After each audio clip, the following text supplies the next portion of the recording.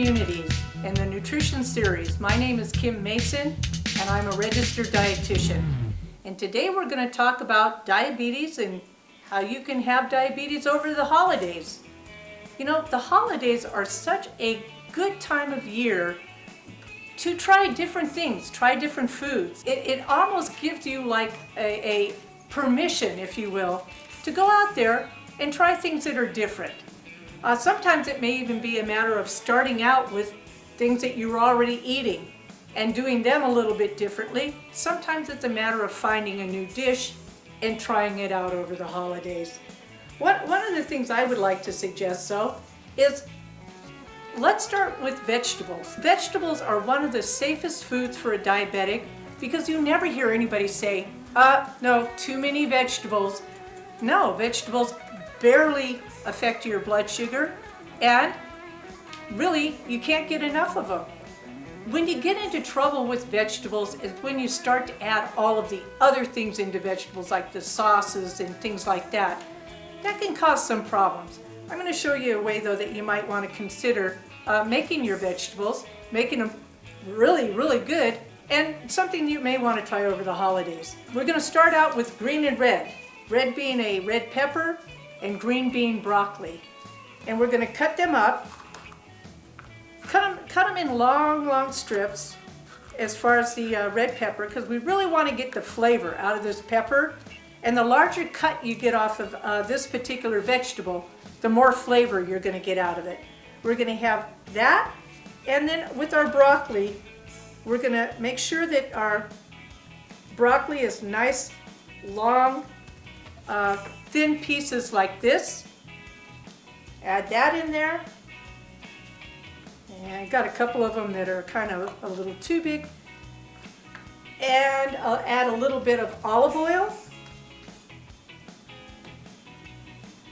Maybe just enough to really make things kind of shiny. And this is garlic. This is just a minced garlic, dried minced garlic. And we're going to add some of that. We're going to kind of toss it around here. A good way to actually grill vegetables, and a really simple way, is by using what had been called a George Foreman. Now there's several makers of what would be a inside grill. These are awesome because they come already coated, so you don't have to use a whole lot of fat or anything like that to give you a good cook. You put your food in there, you put the lid down, whammo, within a few minutes you've got vegetables, and the flavor is excellent. We use our George Foreman a lot, but most people I ask will tell me, oh yeah, I have a George Foreman. It's probably someplace out in the garage and I never use it. If you've got one, bring it out. Start using it. It's a great way of grilling your vegetables. If you don't have one, I'm going to tell you, they're very, very affordable. If you go to any thrift store, they've got shelves of them because people got the George Foreman and then didn't know what to do with them. So there's a lot of them available. All right, so this takes just a few minutes and voila! You've got some beautiful grilled vegetables right here ready to go. Like I said, when you're looking for flavor in vegetables, grilling it is one of the best ways to go. And as you can see, they're beautiful. Roasting is another good way of doing this. Just putting them onto a pan and popping them in the oven, again, after you've tossed them in a little bit of olive oil and added whatever seasoning you want to it. That's another way to get this kind of a taste out of the vegetables. I think you'd find yourself eating a lot more vegetables if you made them like that. Another kind of a challenge over the holidays for a diabetic is going to be a dessert. And oftentimes, you know, you get into issues because you already have used your carbohydrate allotment during the meal. And who wants to skip dessert? So I have a good idea for you. These are little Santa Claus with a strawberry. In this case, it's a frozen one because, you know, strawberries are not always in season, particularly around December. And so I even use a frozen one. Cut the top off. Get my whipped cream off. Little dollop there, put a little top on, put a little dollop on top. And these are, you can put anything for the eyes. I use cloves because they're so easy. You don't want to eat the cloves though because they'll hurt your teeth, but, and pop a little eyeball here and a little eyeball there.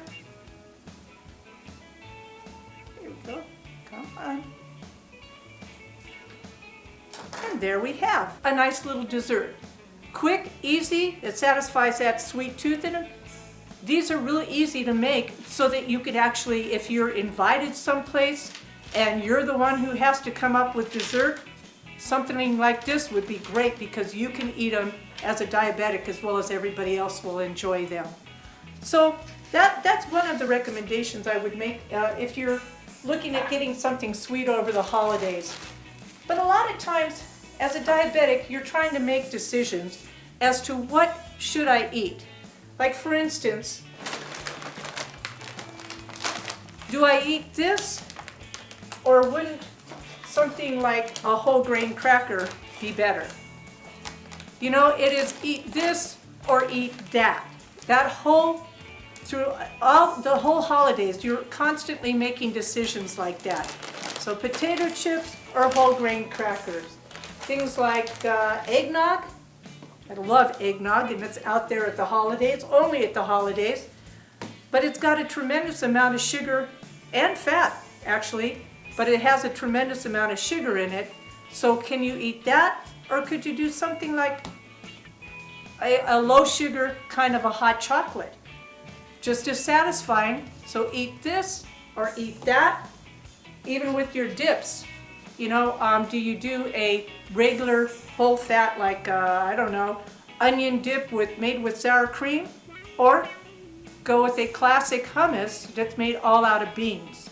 Again, this is going to be a better decision for you. So, over the holidays, hopefully, you're able to kind of make that bridge, but enjoy the holidays, eat fun foods, and just be conscious that you always have a decision between different choices. So eat well, be well, and thank you.